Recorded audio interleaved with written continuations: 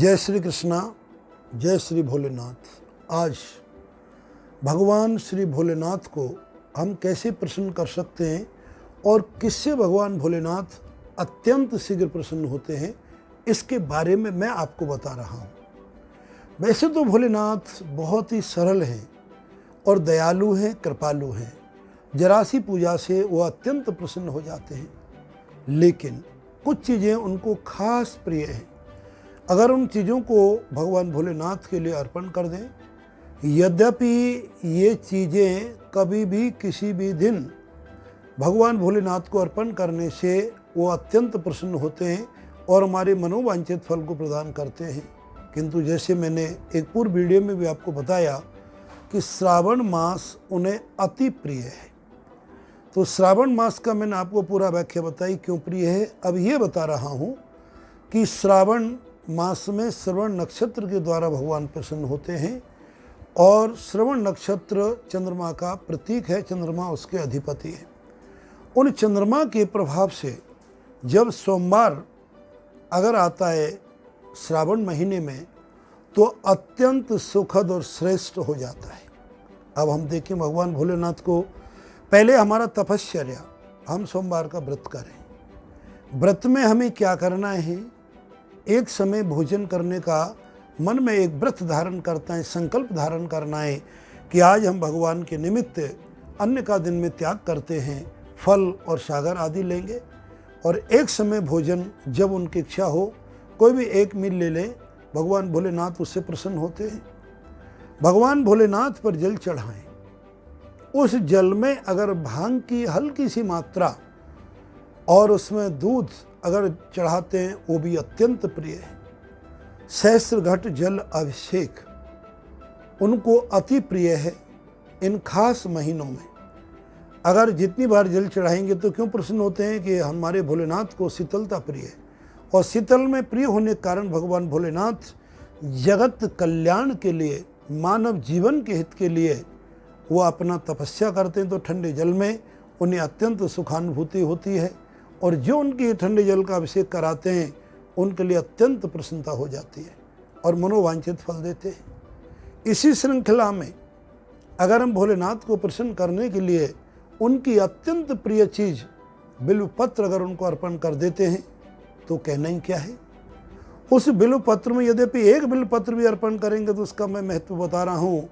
त्रिफलम त्रिगुणाकारम त्रिनेत्रम च त्रिधायुधम त्रिजन्म पाप संहारो मेष बिल्व शिवार्पण।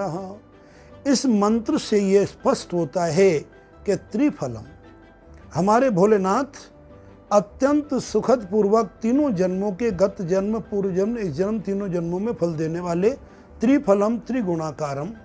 और भगवान भोलेनाथ कैसे हैं, सतोगुण, रजोगुण, तमोगुण तीनों गुणों को धारण करने वाले।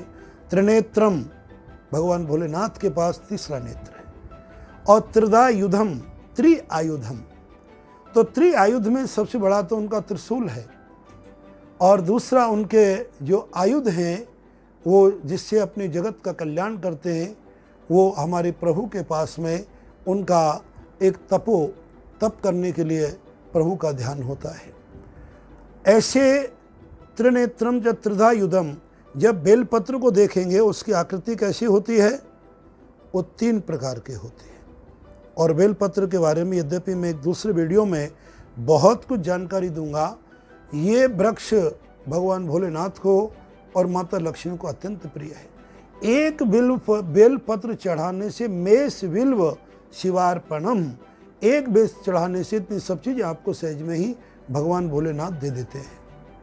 अगर आप उस बेलपत्र पर राम राम लिखकर या ओम नमः शिवाय लिखकर अगर चढ़ाते हैं तो अत्यंत प्रिय है, क्योंकि भगवान भोलेनाथ को भगवान राम की उपासना अत्यंत प्रिय है।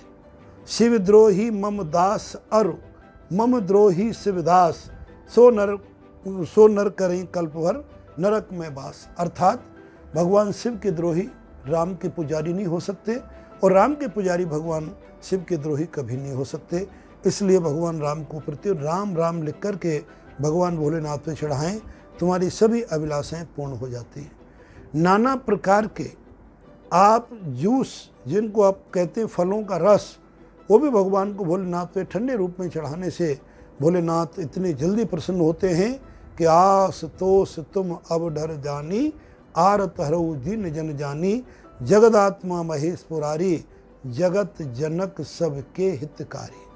हम भोलेनाथ पर धतूरे चढ़ाएं, भांग चढ़ाएं, दूर्वा चढ़ाएं एवं नाना प्रकार के जो प्रकृति से बने हुए हमारे पुष्प हैं, धतूरे के पुष्प उनको और भी प्रिय हैं।